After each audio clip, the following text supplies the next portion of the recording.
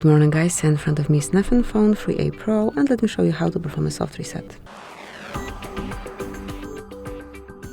So basically all you have to do is tap on power button along with volume down button. So this is the one, tap and hold.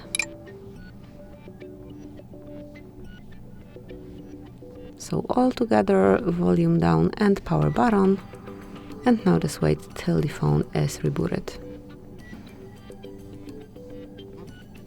And once you feel a smooth vibration, you can remove fingers from both buttons. As you can see, we are in fast boot mode now. And once you want to go back and restart your device and reboot it, just select. Let me just go down with volume buttons and select.